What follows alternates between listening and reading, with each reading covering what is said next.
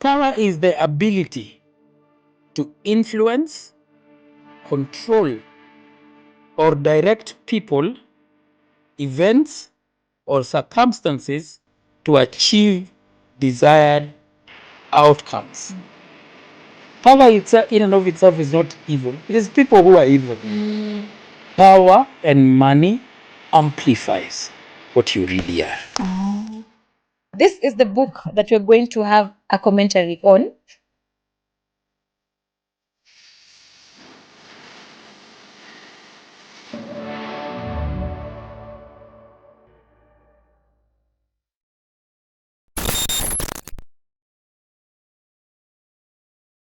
We want to begin this video with a disclaimer that the views presented in this episode are not prescriptive in nature. We are offering an unbiased commentary from the book The 48 Laws of Power by Robert Greene. And some of the things that we are going to discuss, or some of the things that we may discuss in our episodes, may not necessarily align biblically, align with the Bible. So for those of us who believe in Jesus Christ like we do, we want to remind you that you have a responsibility to obey God's word. You have a responsibility to follow the commands of God. You have a responsibility to read the Bible. Take from this episode the things that align with Scripture and move with them. Yes. For that, we come to our story for the day. And today we are going to talk about a lady by the name Lola Montes.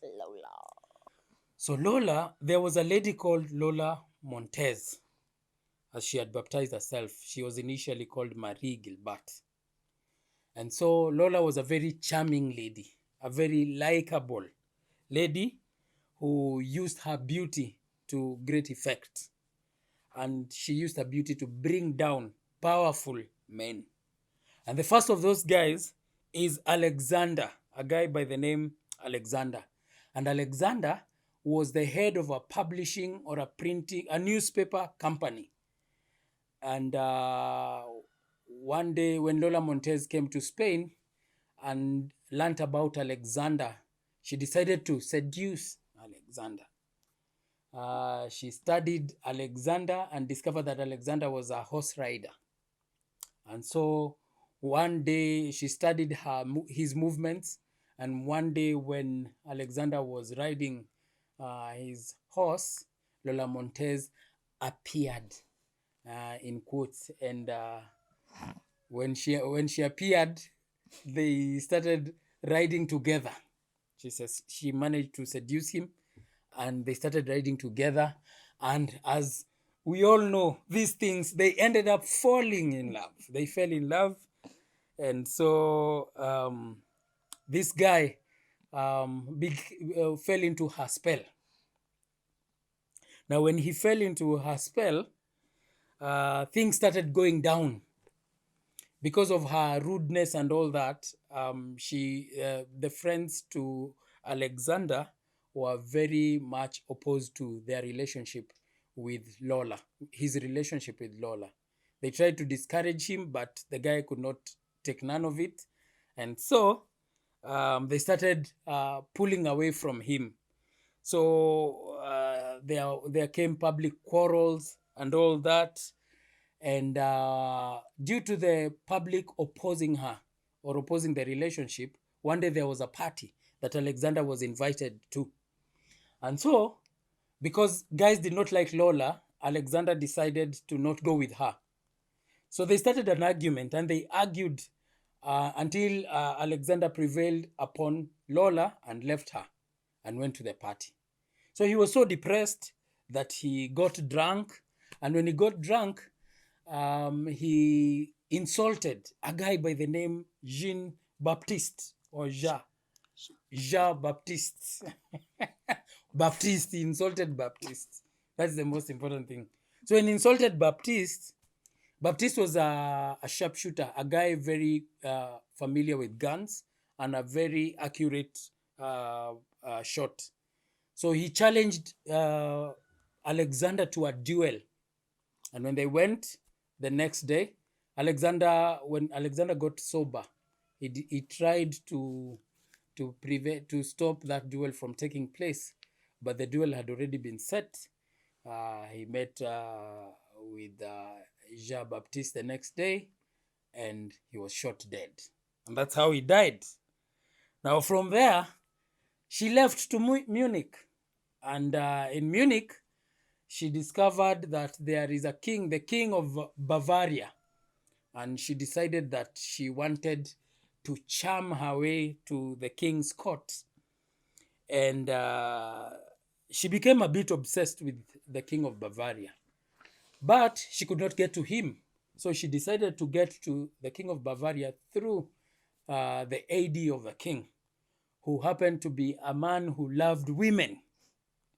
And so she was one day, that this man was one day taking breakfast somewhere, and Lola with her charms, her horse charms, came with her horse, and she fell right in front of the king's aide. And when she fell, they became friends. They, I think, rode together, and then she told this guy to introduce her to the king. So one day, this aide brought Lola to the king's court, and the king was not ready to meet this lady. In fact, the king rejected that and said that he was not ready to meet someone who's coming to get graces or favor from the king.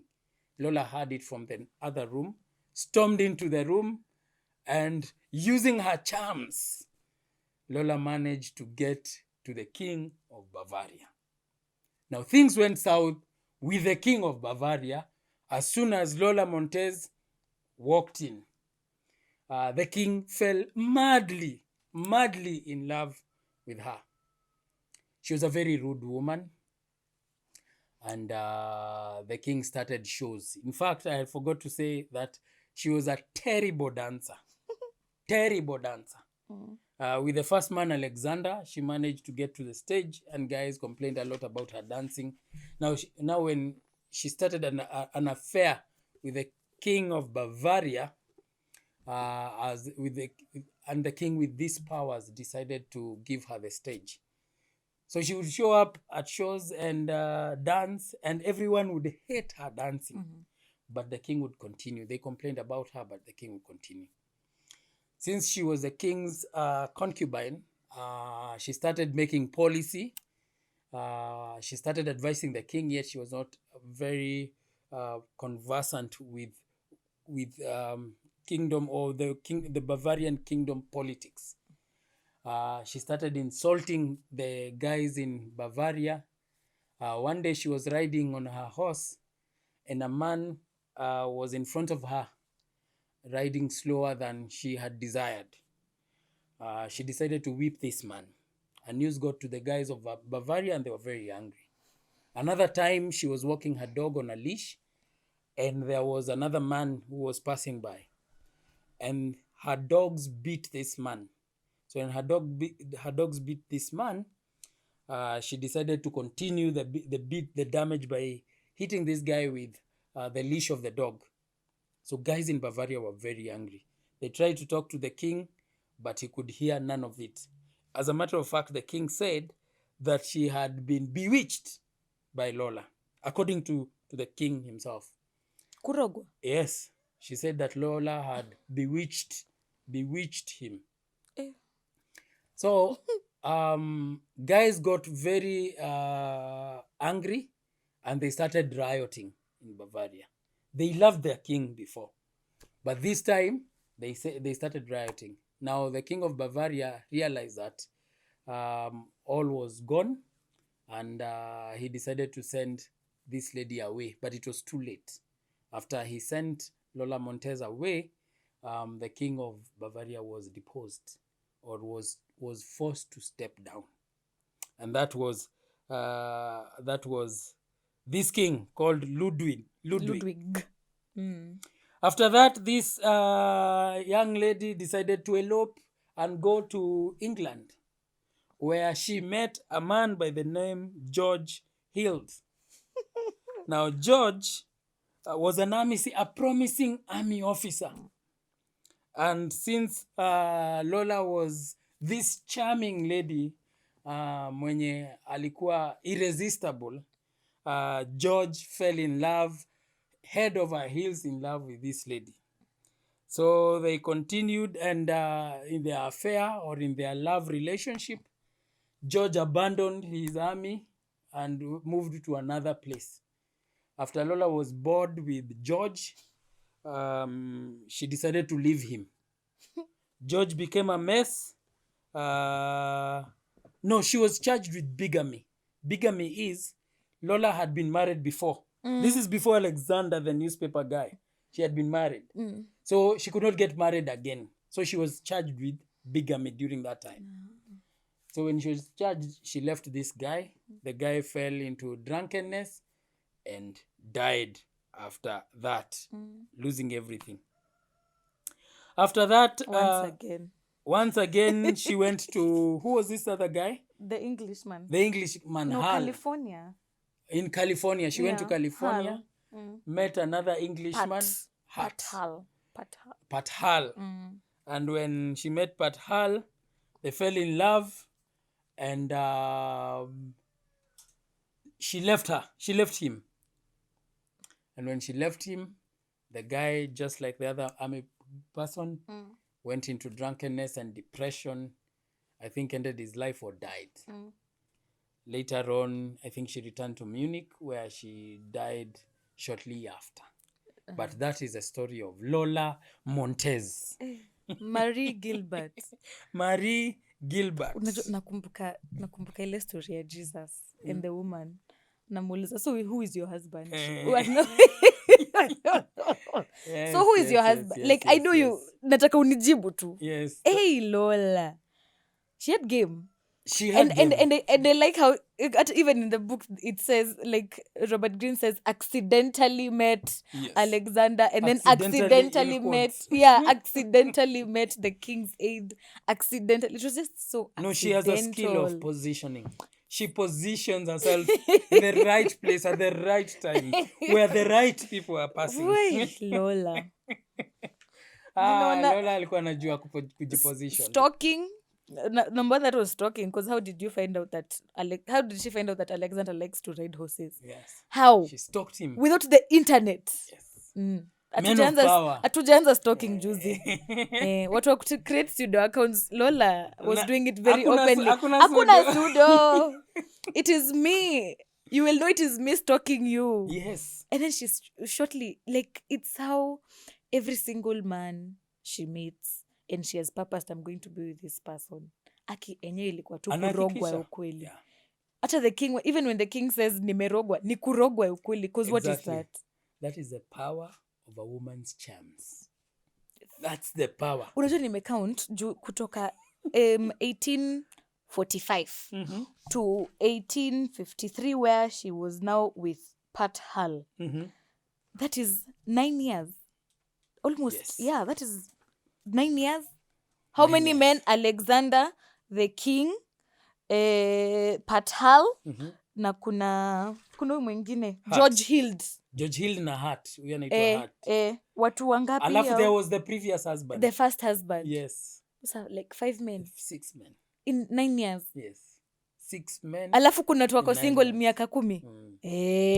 Even you. We are doing singleness. She does not know how to stay alone. What is that? Anyway, what do you think the problem of Lola was? Because it's honestly in the modern day, I'd be concerned. Lola was about Lola. We call this kind of ladies social climbers. She was social climbing. Social climbing is where a lady uses her charms to climb the social ladder. Okay. Where she targets people who are in a certain high place in the society. She marks her victims and then targets them, stalks them, then climbs. And she knew one power that Lola had. She was charming, beautiful. She knew it. But a terrible dancer. We will look for a video of flamenco dancing. The one that she used to do, so we can insert our viewers to see how it's a complicated dance. So for you to be bad at it, you are really bad You are at really it. bad. You are really Yes. horrible at flamenco dancing. Horrible you are. Horrible. 2 left feet. Silas pia ako tu sawa. We. Silas ako sawa. Mimi kwa dancing. When it comes to dancing, Oh. I have a problem. That's a skill you've not mastered. That's a skill I haven't. Will never, shall never, could never. And you've owned it. Uko tu sawa nayo. I am okay. And you're comfortable. I am comfortable. May the Lord help me. Aiandikwi mali kwa CV, you know. If tukienda heaven tunaenda kudance. Kona shida. You'll sit that one out. You'll be like, I'll sit it out. hata we Yesu surely. For eternity. Unajua tunaambiago heaven is a joyous place. Yes, and one of the ways to express joy is through dance. So we utaketi tu. Nitaketi and I'll have a blast. Watching people dance. Watching people dance. Interesting. So for Alexander to take Lola's kwani yako anaona Lola is a bad dancer? Ama ukikuwa in love uonange hizi vitu. No. Ni venye unaonanga red flags is looking a bit beige. Yes. It's looking a bit pink. Pinkish, Yeah, it's pinkish, pink. velvety. And I love pink, you know? They are velvet. I mean, it's burgundy. It's not red. Yeah. So Alexander alikuwa anaona Lola akidance vibaya na anaona wow. What a beautiful dancer with beautiful moves. Wow. My wife. By the way, love the feeling. Mm. You know, love is not a feeling. Yes. It's more than a feeling. Yes. But love the feeling is like a blindfold. Oh, no, guy is blind. Yes. Love is blind. Yes, love that feeling, that tingly feeling that you think. The two butterflies. Yes, the two that mushy, you think mushy. is what love is. So many people think that is what love is. Yeah. Is a blindfold. A person could be a murderer. Oh, could be a thief. Yeah. Could be the most useless guy in the society. Like this, in this case, Lola Montes was a terrible dancer. With terrible But character. in the eyes of Alexander, she was the best dancer. Because Alexander had put on a blindfold by the name Love. Alikuwa tu my girl. You go, girl. You go, girl. I love you. Get on that stage. Do you? I love it. No positivity. Empowering women. She was terrible. I told you. You remember in an episode I told you, you could be a terrible singer. You'd never get that from people who love you. Yes. And those are even your friends. You'll never get. They'll never tell you the truth. They'll never tell you the truth. So Lola was very terrible. In fact, she was terrible to such an extent that guys used to complain. Wait, when she's on stage? Yes. Woi. They would Ako hapo mbele complain. na perform kuna hizi mama za You can imagine the booze Oh. that she would receive in her dance. And Alexander did nothing. He was a man in authority. He had a whole newspaper company. And he was comfortable with her. He was in love. He had put on the blindfold. Ukitaka kukua ukitaka kukua sane in this world, do not put on the love blindfold. Love blindfold. As a matter of fact, I can say this. This sounds a little bit controversial. Okay. But one of the advice someone gave me when it comes to the issue of love, he was telling me, you better be with a woman who loves you rather than the one you love, rather than the one you are in love with. Because if it is the man in love, chaos. Really? Do you know we are told the same thing? So I don't know who should love who. No. Sisi tumeambiwa hata sisi ladies be with the person who loves you, not the person. Okay, love them, but don't love them as much as they love you. No. That one, I think it's a skewed advice because let's look at it from a biological standpoint. Okay. Women are people who are driven by feelings. Yes. I think due to the fluctuations in hormonal fluctuations during the month. Yes. Men are like trees.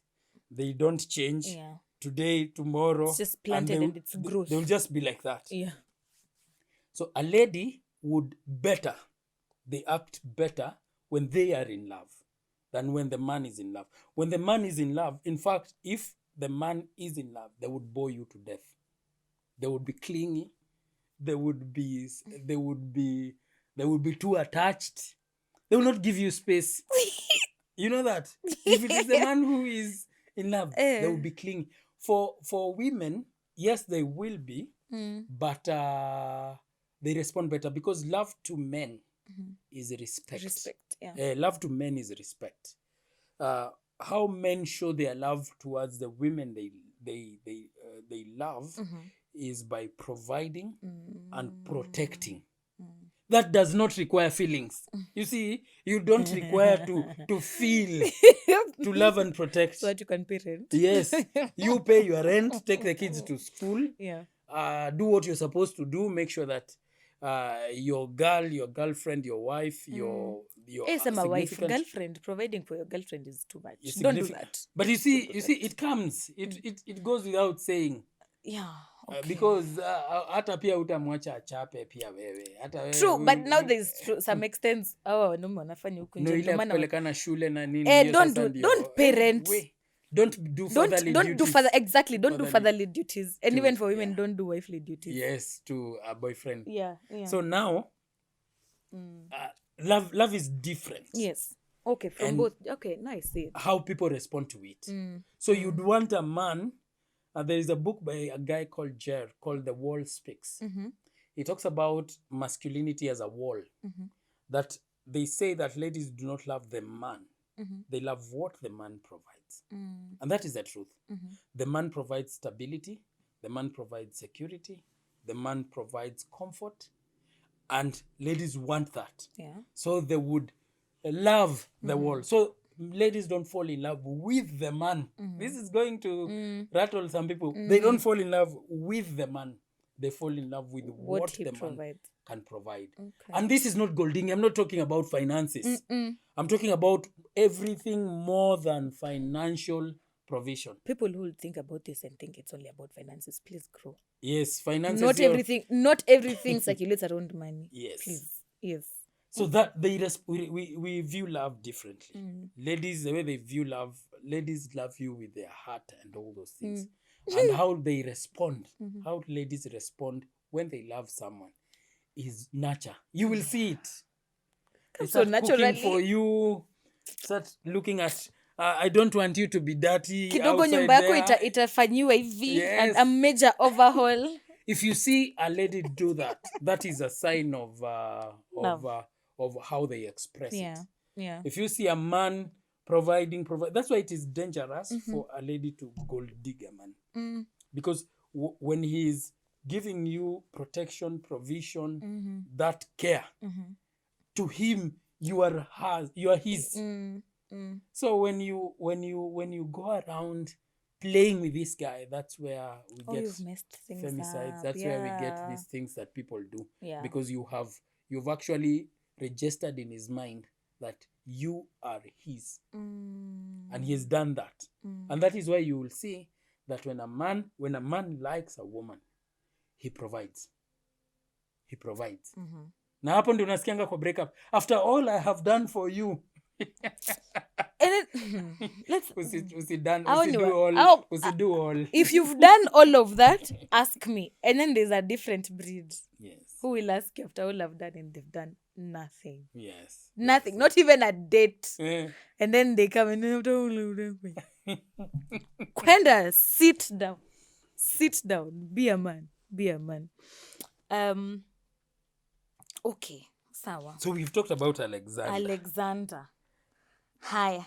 And King then kuna Ludwig. King Ludwig.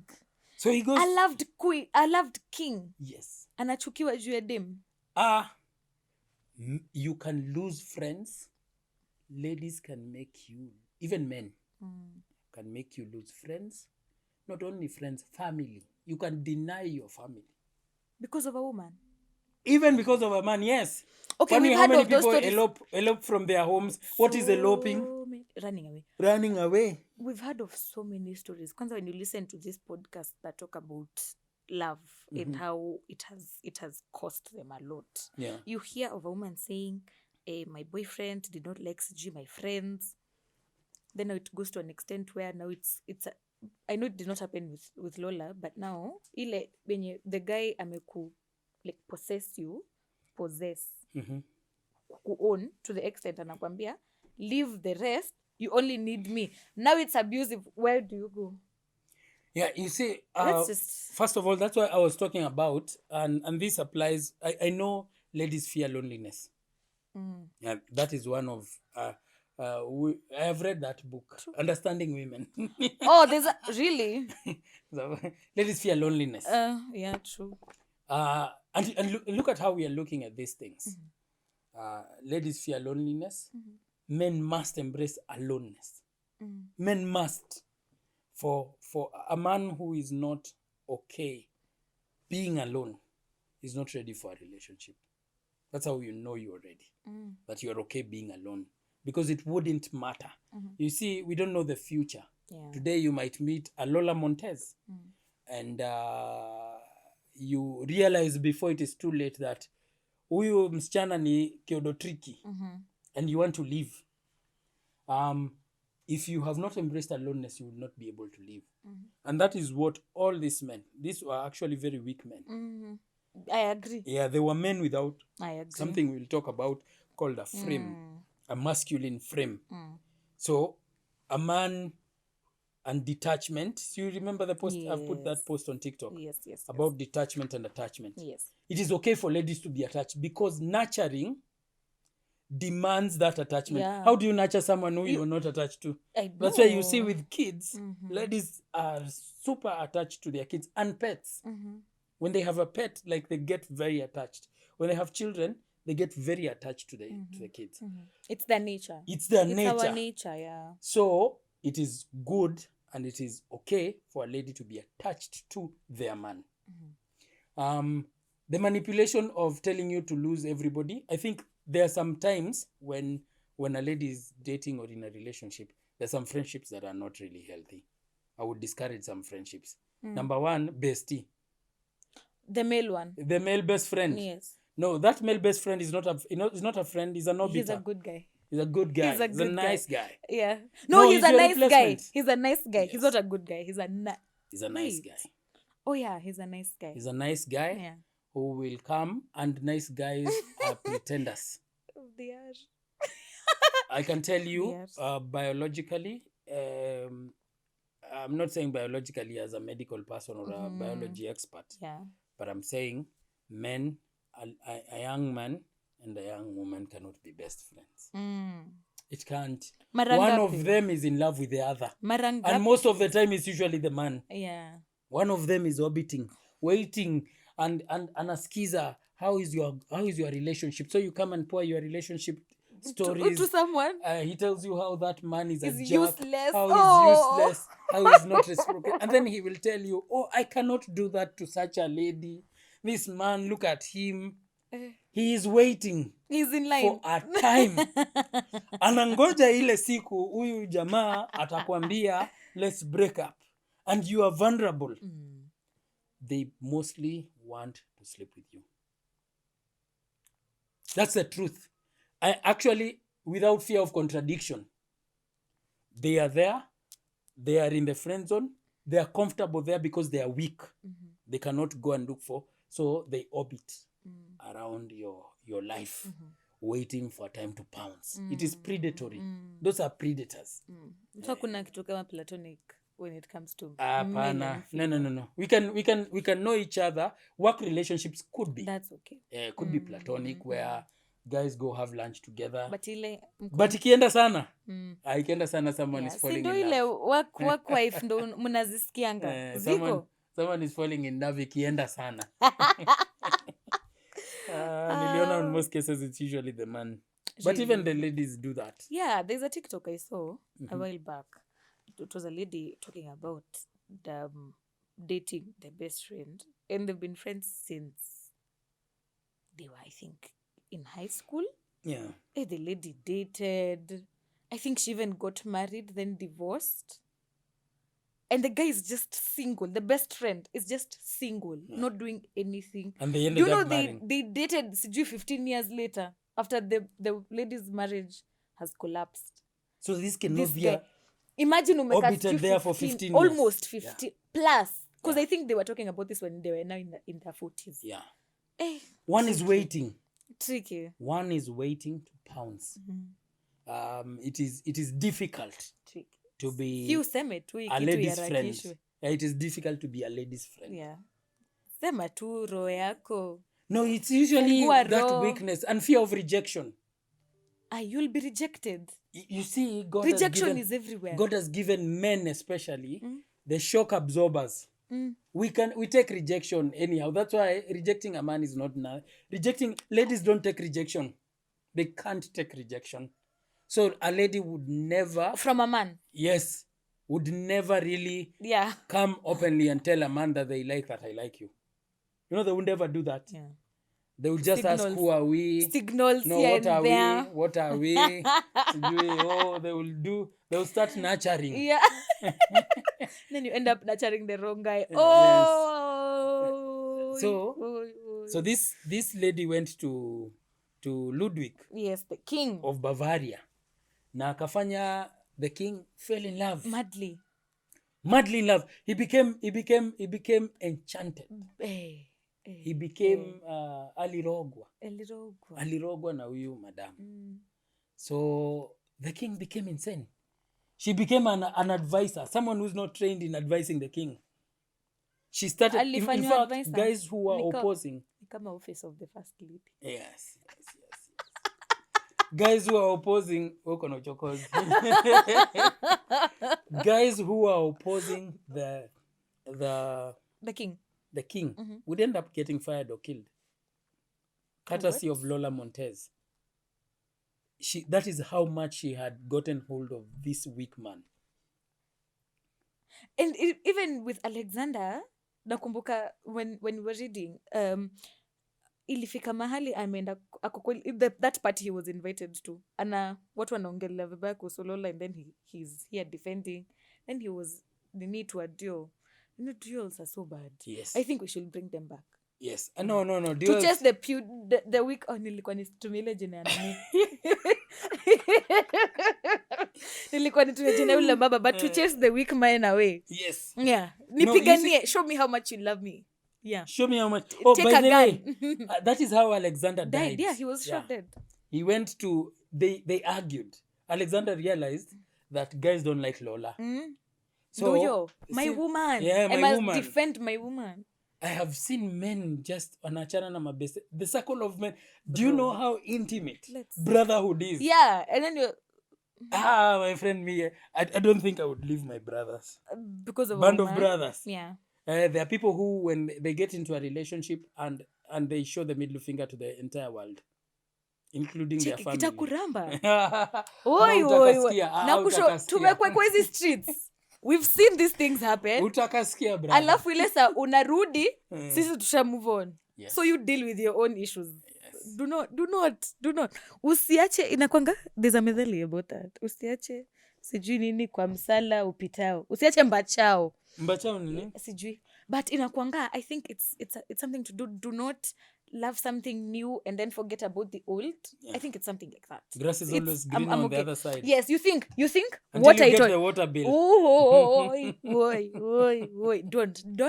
Don't abandon your friends because of a relationship. Yeah, that's the worst thing, especially for a man. There's a saying men say, okay, for ladies it's sisters before misters, and then for you guys it's bros before before. Yes. You get what he's doing. Yeah. Bros before that one. Oh, okay. So don't. No, but allow. Men need that support system. You don't need too many. You see, if you have too many friends, again, Pia, it's not genuine. I think 2-3 friends here and there. No people, but close friends have a small group. Go vent. But if you go and that's why I've talked about attachment and detachment. Ladies should be attached. Men never. Don't be attached. Don't be attached. Be attached to your wife. Yes. Who could probably don't. You too. Who could probably leave you too. No, I'm telling you, don't be attached to anyone. Kakwa Yesu. Attach yourself to Jesus Christ. At his feet. Who will never leave you, nor forsake you. At his feet. Oh, hallelujah. At his Yesu Christ. Down at the cross. Yes. Because Only. if you do that to a human being, Yeah. they'll leave you. Atakuacha. Guys get divorced even at 60 Yeah. after retirement. So this guy died. King Ludwig lost his throne Because of a because woman. of a woman. Enye wanawake mnakuanga powerful. I know this lady alikuwa tu And she knows, you know, the worst thing is, even when it comes to looks, those people who know they're beautiful, the ladies who know they're beautiful and they know they can get anything out of it. And the men who know that they're handsome. Because there are men who know. Chana na wengine wenye wanafikirianga. There are men who know they are good looking. Even how they dress, even how they just can, they know, and they know that they can probably get any woman they want. Those are the worst people to ever deal with because their egos zinakuanga huku juu. And actually, now with social media has actually increased the craze, especially among women. Because social media has made, you see, any lady who is in social media has probably 5 or 6 guys in her DMs. Hey. Telling her, hey, how are you, beautiful, and all that. Gorgeous. So they get free validation. Free validation. And men, I'm telling you, please, if you're that man who keeps telling people you're beautiful, can you get something to do in your life? Just get something very important in your life to do, rather than sliding into people's into ladies' DMs and comment section telling them how beautiful with the love emojis and all that. that behavior is unmanly. It is so unmanly. And I can say this, I don't, like I've said, I don't claim to be a relationship expert, but I know what it is to be a man. And men don't behave like that. Men don't pander to women. Men don't chase. Men attract. They sit down and attract ladies, and when they are in their purpose, men are at their most attractive when they are doing the things that they are required to be doing, when they are fulfilling, when they are conquering the world, when they're behaving like Alexander the Great, conquering empires, not sliding into people's TikTok. You're sticking there the whole day. It is your time. The only, hata ukifinya ile emojis zile zinatokea tu ni zile za that is feminine behavior. No, it is feminine behavior. You're beautiful, sijui kanayo, all those. I see those comments. You see them? Yeah. Every time I see those comments, I go to the profile of the person who posts them. And sometimes, many times, I understand why. Some of the times they have nothing going on for themselves that they have. That is an unmanly behavior. And because we have done that a lot, we have given free validation. Yeah. Now ladies have raised the bar. They've raised their standards.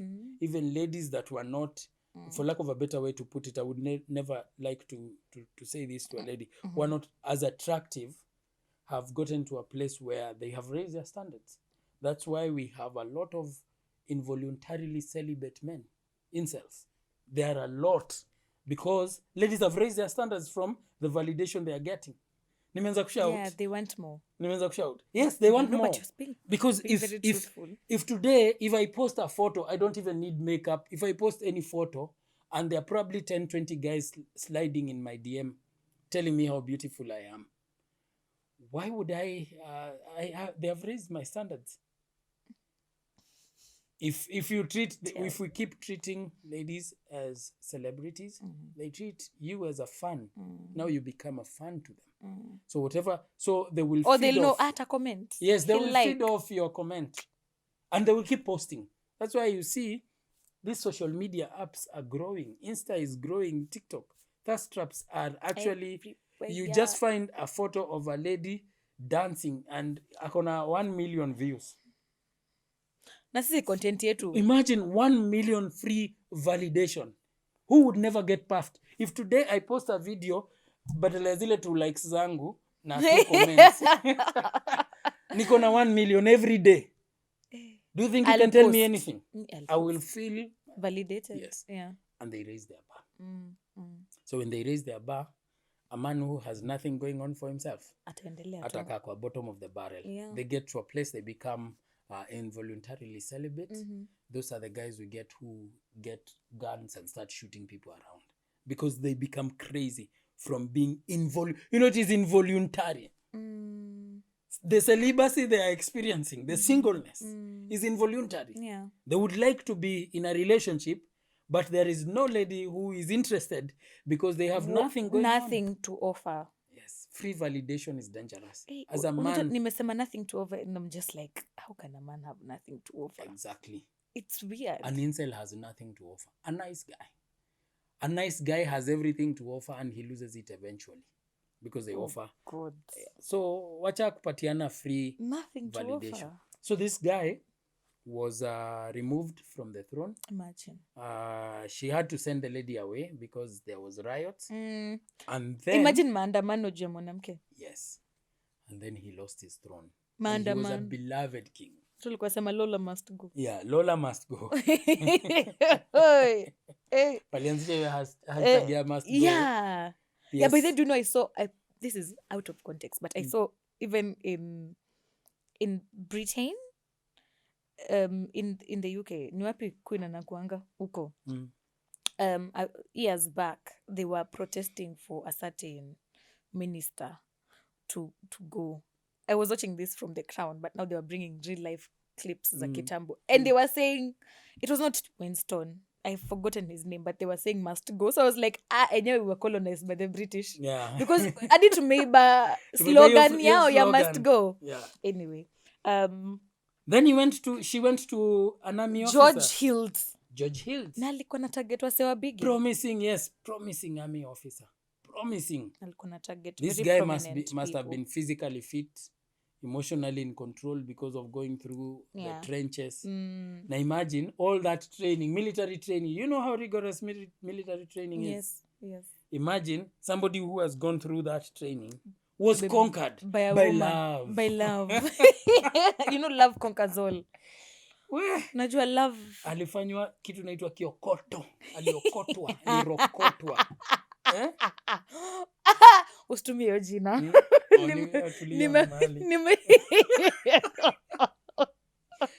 Nilikwambia jitayarishe. Atakuja tu apate na aseme. Comments wajitayarishe. Mimi siku hizi nazionanga, zingine natukanwa, zingine naambua najifanya najua. Nimeambua vitu mingi. Hiyo jina I think imenipatia imenipatia tu ka trauma fulani. Sitaki kusikia jina ukotwa karibu na mimi. So George the army officer alifanywa kiokoto. Yes, okay. Lola came, stripped him off his feet. And she had not told him that she was married before. Like the past 7 times plus the other Englishman. Yes, the Englishman had married her. So it was an official marriage. Yes, it was an official marriage. That's why she was charged with bigamy. Bigamy is where you get married twice. And then this man, unajua, that charge is not only for the lady. Why are you marrying a married woman? But I didn't as an army officer? But he didn't know. Ignorance is never a defense in the eyes of the law. Oh. Yeah, you can never go to... Kwa tuseme sikuwa najua. It is your responsibility. Si tumesema disclaimer, it is your duty to obey Christ. Yeah. It is your responsibility to know the laws. The law. Ignorance is never a defense. You can never set foot in front of a judge and say, I don't know. In fact, not knowing is ignorance in itself, that you will get the maximum sentence for that crime. Yeah? All right. It's like you go before God and you tell him, I didn't know I was supposed to be born again. Hey. So that rubs everything. Eh? Yeah. No, ignorance is not a defense. So he lost his career. He became depressed. Depression kicked in. There was a trend a while back. Yeah. Someone was saying, let's decentralize. And no, it was a lady saying, let's decentralize men. And I remember having this conversation with my friend, and I was like, let's decentralize relationships. Because once you... What does that mean? Don't make it...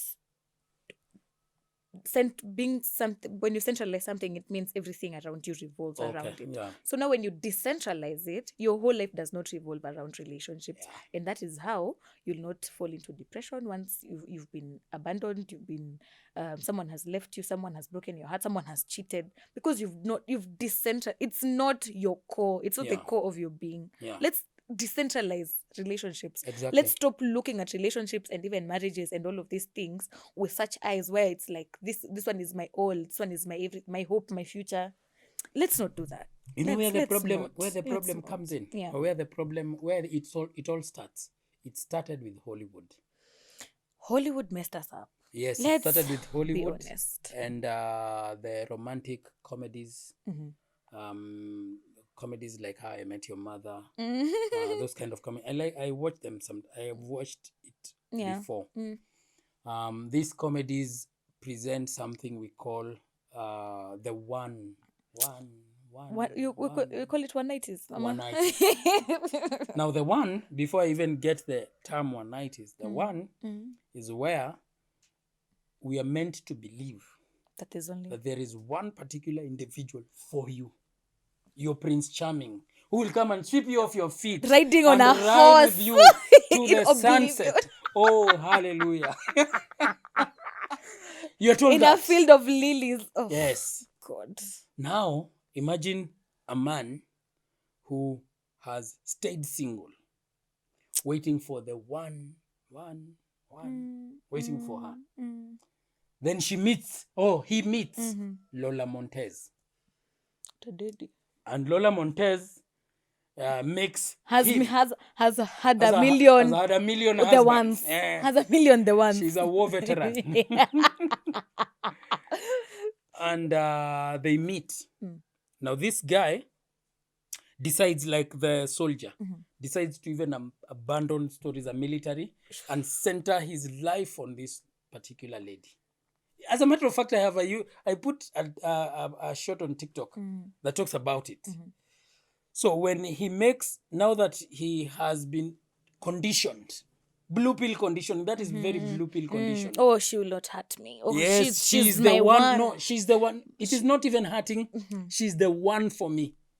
Now, what they tell themselves is this relationship must work. It must work. It must work.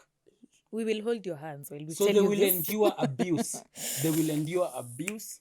They will endure kiokoto. They will endure all those disrespect, because to them, this is the one. This is the one. It has to work. Yes. Now, in the event you want to leave such a man, I'm telling you, don't underestimate the power of a weak man in love. Those are the people who will kill you. Those are the people who will do away with your life. Those are the people who will say, if I can't have you, nobody can. If you date a stoic man, you date a stoic man, a person who has detached, who has embraced aloneness, who has learned the art of living alone, who knows that their heart belongs to God and not to human beings. You tell them you want to break up, they say, sure. It's okay. Yeah, it's fine. You'll be hurt. I'm not saying that they won't hurt. People hurt. Yes, and people it's will okay. hurt. But to them, walking away is better than enduring all these things. The reason why people take a lot of abuse in relationship, especially men, is because of one-nighties. One-nighties is a sickness. It is a sickness. They are called orbiters. You see the way the earth orbits around the sun. It orbits, it revolves around the sun. When you make a human being, a person who your life is centered and orbits around them, when they are taken away, you are a mess. You become a hot mess. Yeah. You become a hot mess. Decentralize. Make sure that the heart of man, our relation, the most important relationship that we should have as human beings is a relationship with God. Because God is the only one who has promised us never to leave us, not to abandon, to forsake us. Yeah. And since that is the most important relationship, the other relationship that come, even for a wife and a husband, the other relationships that come, they just come to add. You know, marriage is a picture of the gospel. And non-complete. Marriage is a picture of the relationship. But there in Christianity, for those of us who are viewing and they're not Christians, marriage is a picture of the gospel. The relationship between Christ and his church is the same relationship between a man and a woman. And a wife, Now, let me ask you, how attached are you to Christ? Kenodia. How attached are you to Christ? How much do you misbehave against God? That's the same thing you expect in a relationship. Yeah. Why would you dish that to God and expect differently from your own relationship? Sometimes we leave God and we go and live our own lives. And we do. So that is a reality. So if you're suffering from one-nighties, you'll kill yourself. You will unalive yourself if somebody leaves you. Yeah. And that is what happened to this soldier. He left his purpose to go and be with his woman. He thought He's everything. a new purpose, another human being. And no, don't try. Men, do not. Don't try this at home. Don't try this at home or anywhere else in this side of eternity. You will pay, and we will have a podcast episode. We'll talk about share. These are historical figures. Now we are discussing them. Tutaku discuss. Hey, don't be a statistic. Jesus. Yeah. Yeah. And then Lola, like the charming woman she is, after George went on to Pat Hall, once again charmed another man. Lola alikuwa na shida. No, hakuwa na shida. By the way, I don't blame the woman at all. I blame the man. The men. I blame all those men. Nimekumbuka sikusoma ile nini ya hapa. Yeah. Judgment. We are coming to it tukifanya hizo kids. Okay, sawa. But I blame the men because they are the ones who are getting attracted to this lady. And they were the ones who are falling. They were the ones with the biggest responsibility. I need to choose the kind of people that come into my circle. And especially, that's why I'm telling you, the best thing a man can do for themselves is become a man with a purpose. When you become a man with a purpose, will be a very good judge of character. There are some ladies who laugh at you and you just look at them and you say, who you? Atani waste your time. And you leave. You see? You become the one who chooses from a pool of many potentials. You're the one who's choosing. And now you put your standards even higher. You say, I want a lady who is like this, like this, like this, like this. Because if they have me, they have everything. So you must make sure that you are everything. By being everything, I don't mean being the richest man on earth. I mean just having control, having a frame, having an emotional control, having things going on in your life. Because ladies are usually, how do you think Lola Montes identified these ladies, these men? Si alienda akatafuta the high in the society. Yeah, she knew what was na akawaokota wote. Yeah. So, be in your purpose. Make sure that you have something going on for you. Ladies will come. As a matter of fact, I have not seen a man on his purpose. I have not seen a man who has. And they look for you. Yes. You don't look for them. And they are built more aggressive at sliding than men are. Wewe unashindapo hey. Wewe piga tu hizo hey. Atakuambia, atakutext hey. As you keep texting. Na agenda ya 5 years. Yes. As you keep texting her every day, there is someone she is blowing up his phone. That is the truth. As you keep, hey, why are you not replying? Why are you not responding? As she is keeping you waiting for 2 hours, she is blowing up another man's phone. You used to. Yeah, and anamwandikia, hey, can we talk? Can we meet? Can we do this? As you keep doing those things. My friend, get something to do. Wachana na hii story. Busy. Get busy. Na tulisema be busy doing something important. Be busy doing something important. Yeah. That's the reality. To build your value. Am I lying? I plead the fifth. You see? Nataki hata kusema hii story. I plead the fifth. She doesn't want. Because I do not have the capacity to participate in this conversation. Whenever you start texting and double texting, calling, and your call, nobody is that busy to pick your call after 6 hours or to respond to your message after. Can you read the room? Stop it. Read the room. Nobody is that busy. I have seen people walk out of meetings. We are in a board meeting and the phone rings and somebody stands and walks out and picks the phone. Huyu mwenye anakuambia I was in a meeting, I'm so busy, I cannot pick your phone, and responds after 6 hours, does not like you. Silas. That's the truth. Read the room. Read the room. Silas. Actions speak like that. That's the truth. No, sometimes we just forget. As you're chasing, actually, kumbe, you're chasing her because she's running after another person. So, yana kimbiza ule wewe ukimkimbiza. And ladies are ruthless at punishing people who do these things. Stop it. Ukiona unatuma hey. Kanyaga bado kanapumua. let me tell you, there are ladies, there are men who, when they send a hey message to a lady, she will screenshot it, save it, send it to all her friends, because that hey is a very important hey from a very important man. Atai screenshot, ataitengeneza, anakujanga tu anaona, hey, he sent me a hey message. Hey, this guy. Lakini wewe na paragraphs, oh, sijui nini, oh. Bado itakuwa forwarded alafu inaandikwa sasa huyo ananiambia. Exactly. I'm saying, and you see this, unaona a lady who likes you. When you just write that, hey, utapata paragraph. Pa. Unarushanga tu hivi na ana respond. Unarusha na ana respond. Mpaka wewe sasa unachoka.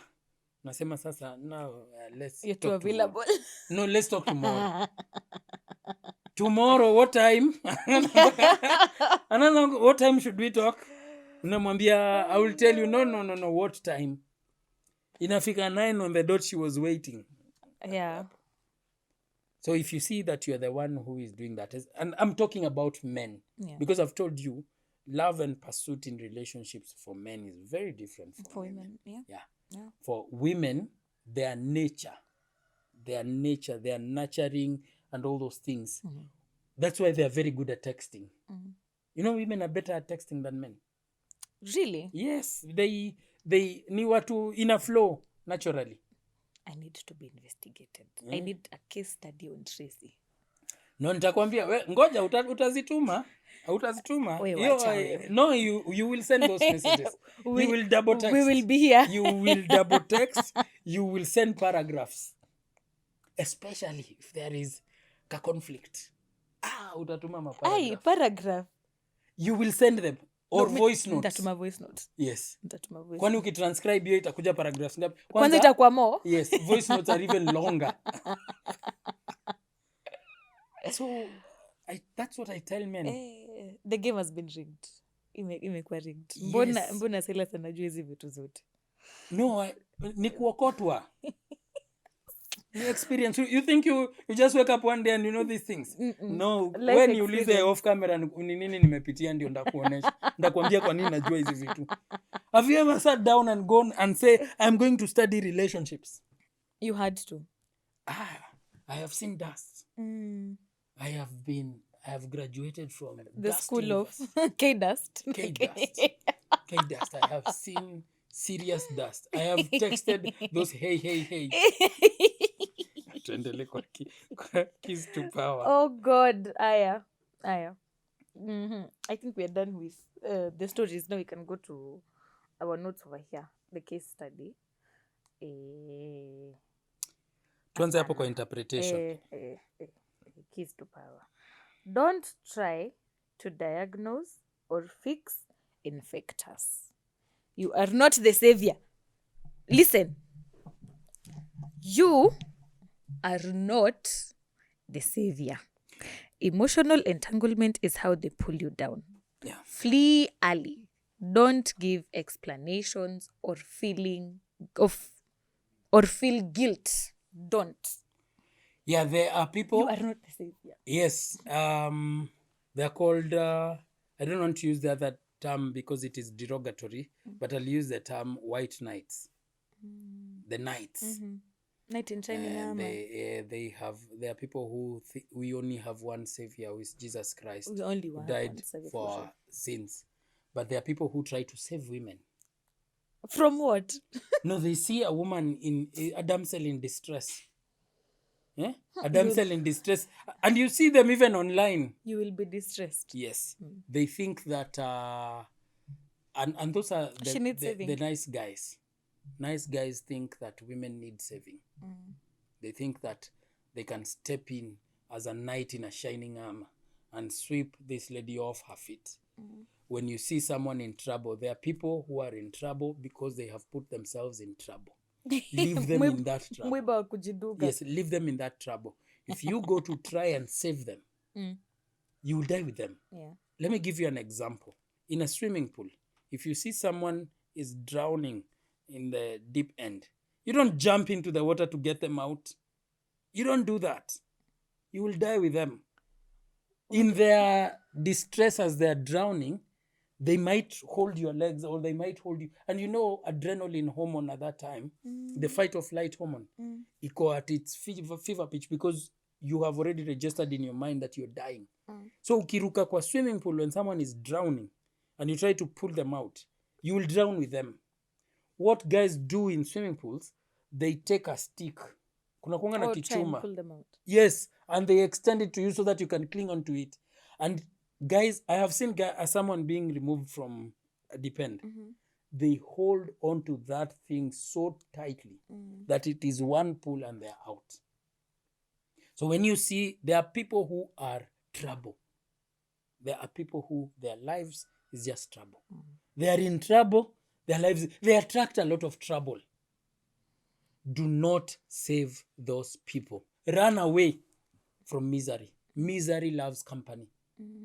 A miserable person will quickly infect you with their misery. Run away from them. If you come to save them, you get into their mess. There's a story in this book by Jacob Aliet, Unplugged, of a man who was coming, I think it's in Carnival, from Carnival. Alikuwa anatoka Kani, and he was a nice guy. He was a very weak, nice guy. Akitoka, I think akitembea hiyo barabara alikuta a guy arguing with a lady. And this guy went and slapped the lady. He didn't know what the argument was. But since the guy was shouting at the lady, he decided to get involved. He went and started trying to fight this guy. The guy had a gun. Wait, which guy? The guy who was fighting with The the nice lady? guy decided to save the lady from this man, wicked man. He did not even understand what was going on. You know what happened? The man had a gun. The man took a gun, shot the guy, and they both, with the lady, got into the car and left together. This white knight just passed on because he thought that he was saving. He didn't understand what the situation was. Why do you think we have cops? Call Langata police station. Tell them there is a guy here who is trying Probably to... harassing Don't a get woman. involved in fights that are not yours. Do not. You might be dragged into a fight you don't understand. You don't know why these two were arguing. You don't know for what they were arguing. So this guy lost his life just because he wanted to be a white knight. There are guys who see women in distress. They decide to marry them, to save them from the distress. Oh, they sink. They sink into disaster. They get the Lola Montes and they try to save. You cannot save anyone. You can't save anyone. Especially a damsel in distress. Wachana ye. Kama utaki hiyo shida, wachana na ye. Wahenga na wahenguzi. Hawakuchanua kwa mifupa ama hawakutukuna Mgongo, kwa whatever. mgongo, kwa uti wa mgongo na mifupa. Waliposema. Walipotamka na kudamka. Machweo hii. Don't save her. Na wakasema She don't save her. doesn't want to be saved. No, she doesn't want to be saved. J. Cole said that. She doesn't. Don't save her. She don't doesn't want to be saved. She doesn't want to be saved. Don't. There are some things you attract. You attract a lot of misfortune into your life when you get into another person's life and try to save them. You're not God. You can help out. Direct kwa Yesu. Or you could call other people. Don't go there, find a guy It's me. fighting with their lady, and you start getting involved. Listen. You can listen in, and if you think this is something that requires intervention, call the cops. Call the cops. Call guys in security, tell them, hapa kuna shida. Yeah. But we usijipeleke kwa vitu. So emotional entanglement is how they pull you down. They come and toy with your emotion. Lola Montes was a master at emotional manipulation or toying with people, with men's emotion. And she would toy with their emotions and they would fall madly in love. The concept of men falling in love is something that I don't understand. I don't understand the concept of a man falling in love.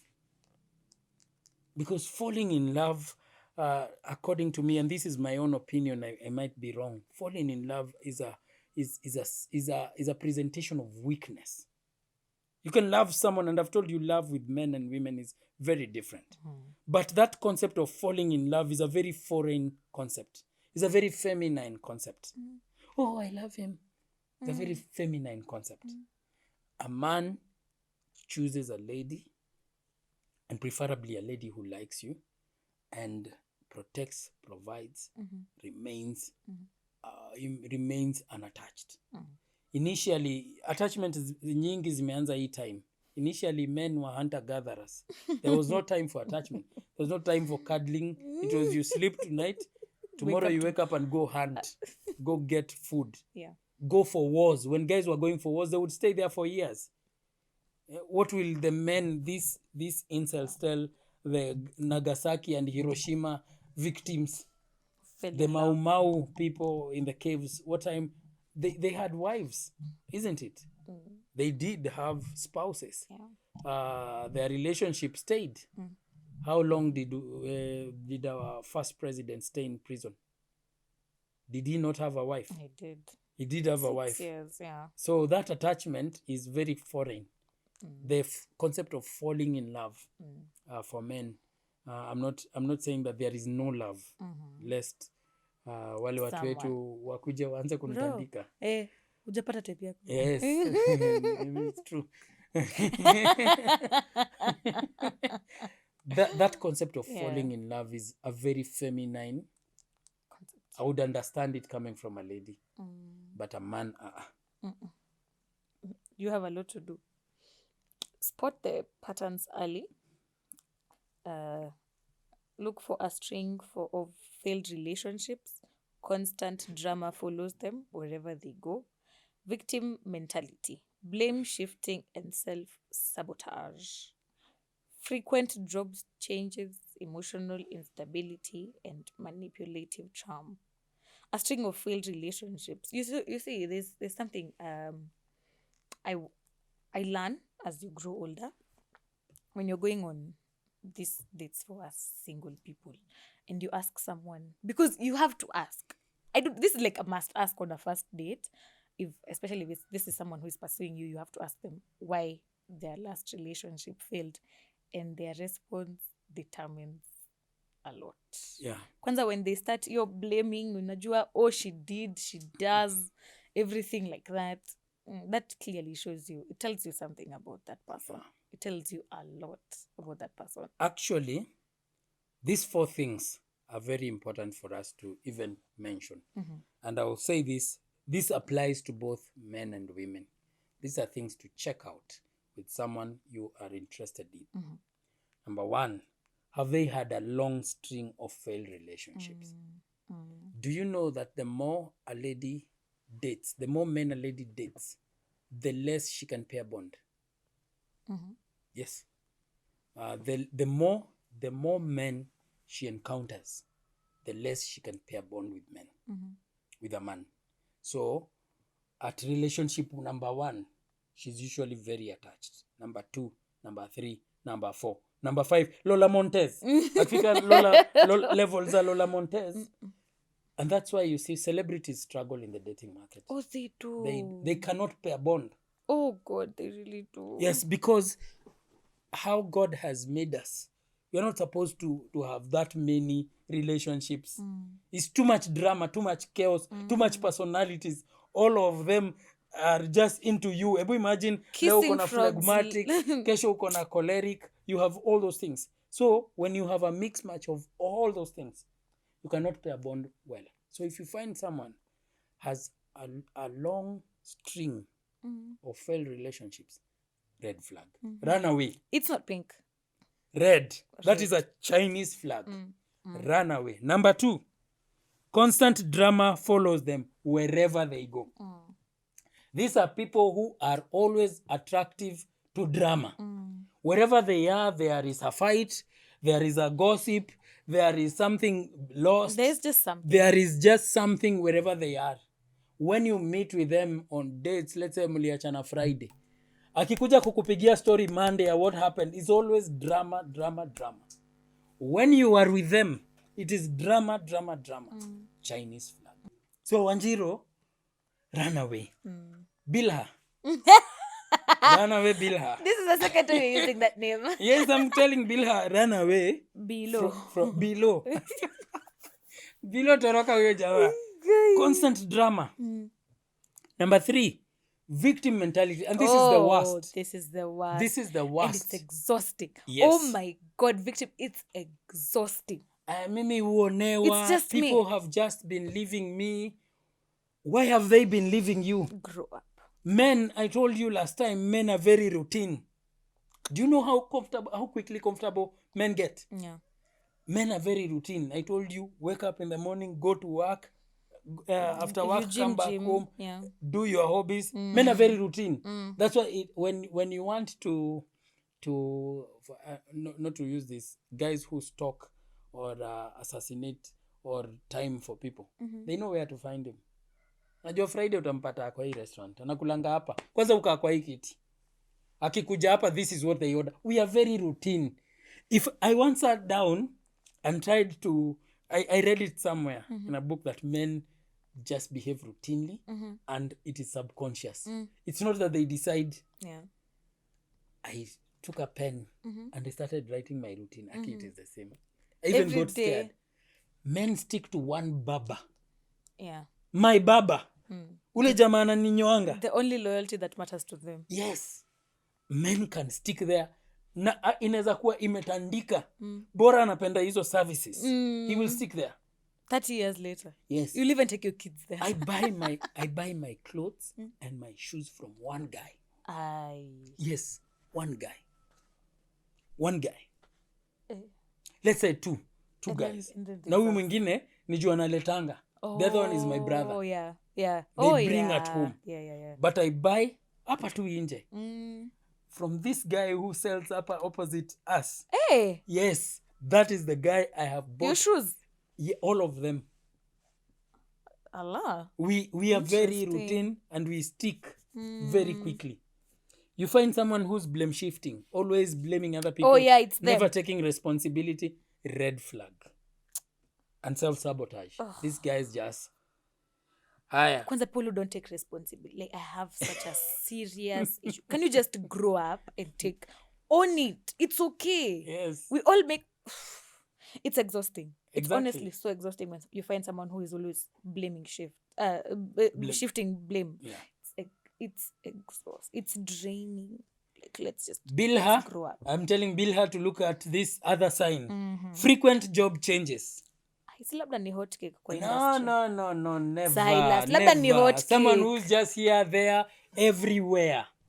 Someone who's changing two jobs, Si labda changing stuff. CV yake ni kali. Now, see, I've told you how routine men are. Yeah. Now tell me a man who changes jobs every time. You see, Usi mtu ako it na takes CV time. kali. No.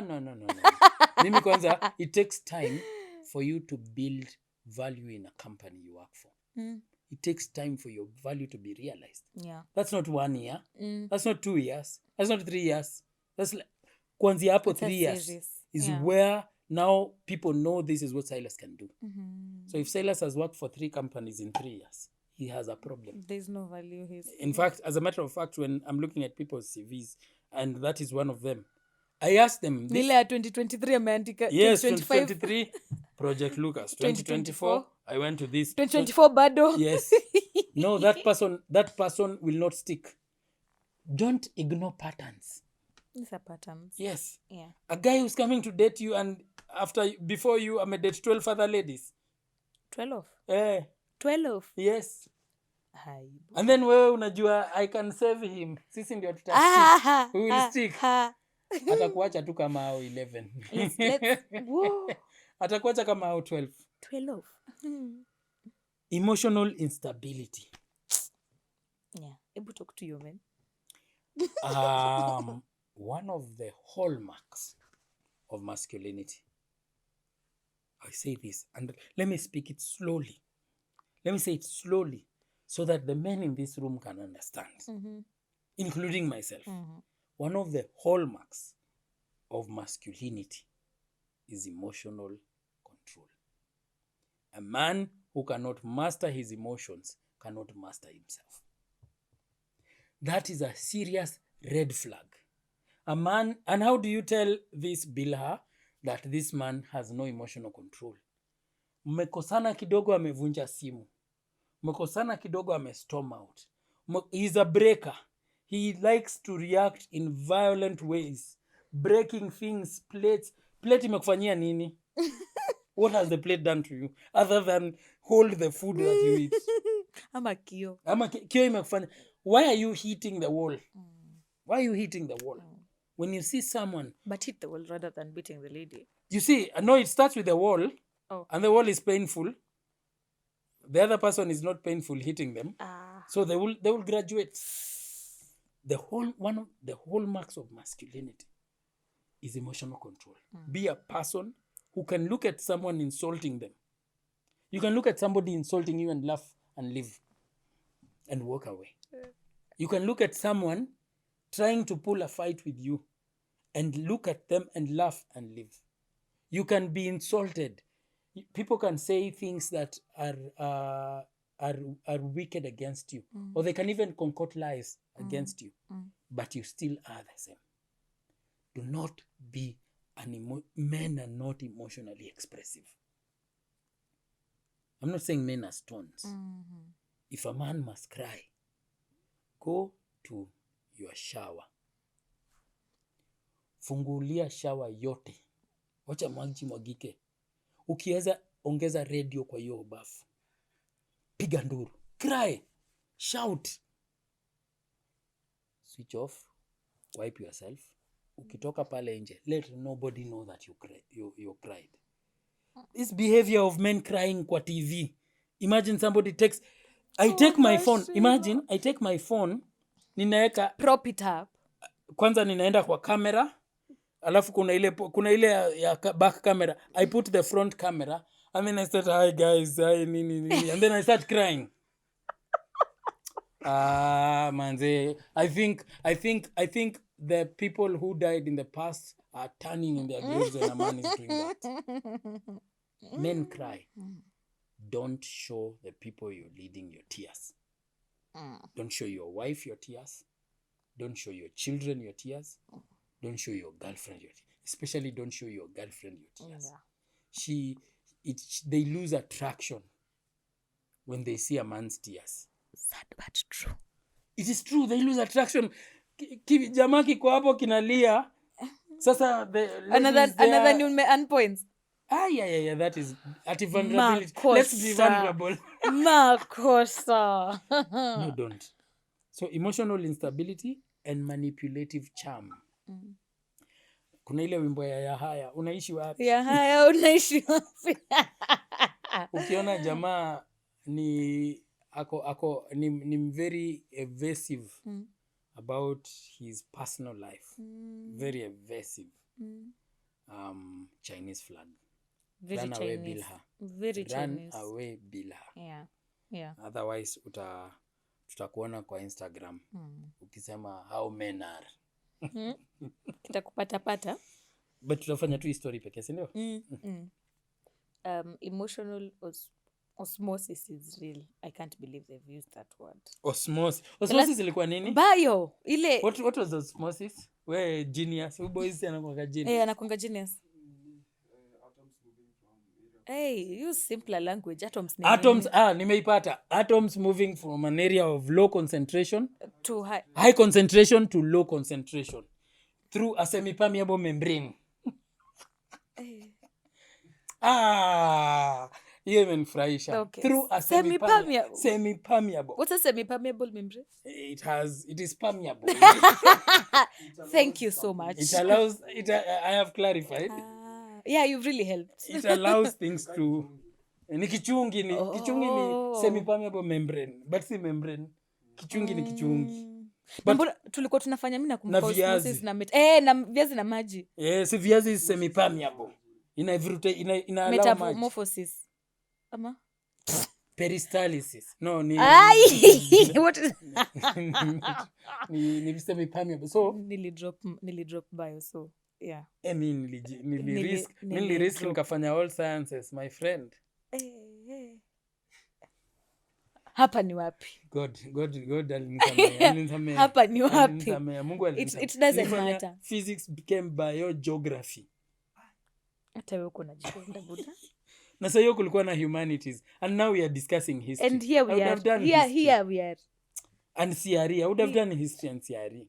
Nulikuwaje pastor? Unajua pastors lazima ungefanya CRE.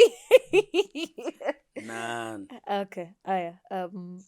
Emotional osmosis is real. Like secondhand smoke, emotional toxicity gets into your system. You pick up their fear, frustration, pessimism, and mood swings. This affects your thinking, productivity, sleep, even your body. So emotional toxicity, even in work areas, and this does only apply in relationships. Yeah. A person who is toxic will quickly infect you. Have you ever gone to a workplace and the first thing you start hearing is negativity about the workplace? Yeah. Huyu mdosi anakuanga hivi, kampuni iko hivi, and the person who's telling you these negative things is still working there. Si utoke. So you wonder why do you keep working in a place that you do not like? So when you see someone who is emotionally toxic, and we have a local example, we've seen a lot. We have seen it here where somebody came. Somebody came with a very good heart. Very good heart, service. We talked to him, oriented him very, very well. Then they met a toxic person. And that person dragged this guy out of the job. Dragged him. Always saying negative things. Avoid those people. You pick up their fear. We ujui ni watu wengine wanaingianga kwa vita hawajui. You don't know what these guys are fighting. Yeah. You don't know what he's fighting for. You don't know the genesis. I told you human beings are wicked, opportunistic, and selfish. Yeah. You can be fighting my battles, Tracy. I'm dragging you into the battle. I'm the one who knows the end goal. I'm the only one who knows what I want to achieve in this fight. Yeah. But you come and join me in that toxicity. So we start fighting a battle that you're not there. Frustration, pessimism, and mood swings. Utachukua hizo vitu usipo avoid these Lola Monteses of our times. It's like I was saying about those people who don't take responsibility. It's the same thing with pessimists. Staying with a pessimist or even listening to a pessimist is so exhausting because they never find anything positive about even life in general. Yeah. Ukipatana na yeye, najua economy ni mbaya, but do we have to say it every single time? No. Yes, you maybe you're going through a difficult season financially, but do you have to always say it? Is there nothing good going on in your life? Is there nothing to be grateful? Like but then inakuanga exhausting. I don't like being around such people because you even affect my thinking. Exactly. It is. And it is very easy for a toxic person to have, naturally, from how we are created, we gravitate naturally towards evil. Evil is easier than good for human beings. It glitters. Yes, evil is easier. Yeah. So when somebody comes with evil or toxicity and all those things, you will very easily get entangled into it because it is in human nature to gravitate towards evil and things that are negative. So avoid those people. Nasikia kuna ngoma inaitwa avoid those people. Avoid those people. Lakini hao ni wenye walikudharau. Avoid. Si ndio? Wenye wakusaidia. Ni avoid those by people. By those hawezi kukujenga. Hao watu negative hawezi kukujenga. Avoid them. By they hawezi. They only destroy. Kwanza misery loves company. A miserable person loves company. So what they do, a miserable person is like a person with an infectious disease. They go around infecting people. Akona hii atakuinfect na you'll make sure he infects the whole lot. And you will find yourself in wars that you never even knew their genesis. Avoid those people. Wenye wakusaidia hawezi kukujenga. Protect your reputation. Guilt by association is real. If you're seen in circles of failure, bitterness, or scandal, your image suffers. Power is perception. Don't gamble yours by walking with the doomed. Guilt by association is real. Is Tracy, real. If you walk with 4 thieves, you will be the fifth one. Get this right. If your friends, 4 of them are thugs, you'll be the fifth one. Yeah. If your friends, if you work with toxic people, Yeah. 4 of them or 3 of them, You are you are the fourth one or the fifth one. There is no way. You know, I see guys who say, you see, my friends know wabaya. I'm the good one. No, you are not. You are not Bilha. Bilha, you are not a good person. John, John, you are not a good one. Jonte, you are not. You see, if you work with positive people, if you work with 4 businessmen, you'll be the fifth. Yeah. You work with 4 mindset. millionaires, you'll be the fifth. Yeah. Work with 4 losers, you'll be the fifth. By association, because infection, and now it's a law in the laws of power. Infection, and actually it's the law that we are dealing with. Avoid the unfortunate. The unfortunate, yeah. Avoid those people because they will unhappy infect and you. unlucky. They are unhappy and unlucky for a reason. There is a reason why they are unhappy. There is a reason why happiness is running away from them. There is a reason why whatever we call luck is running away from them. Avoid them if you don't want luck to run away from you, because they will infect you. They will poison your mind. They will block your mind. I like to work with people who are going somewhere, people who have something going on in their lives, people I can emulate. Yeah. Now ukikaa chini na people who build, you get built. Yeah. You see people talking about business, books, politics, all those things. Yeah. How did I get my reading culture? Because I love reading. It's from sitting down with people who are readers. I became a reader. Maybe I would have been a thug if I was sitting with thugs. Yeah.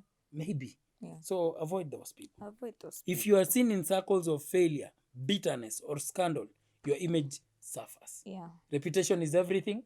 Guard it with your life. Guard your reputation. Stay away from people who have a suffering reputation.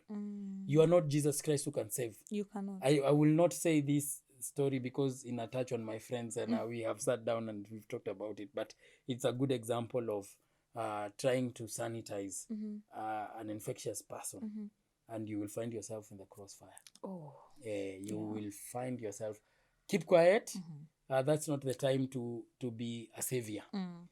Jesus Christ is the savior. Yeah. You cannot. I like the last point. Power is perception. Don't gamble yours by walking with the doomed. Power is perception. Yeah. I saw this was a quote in Game of Thrones that power is where people think it is. Yes. Okay. True power is where people think it is. Let's give an example from our country and the things that happened. We originally thought that true power is in the State House or in the Parliament.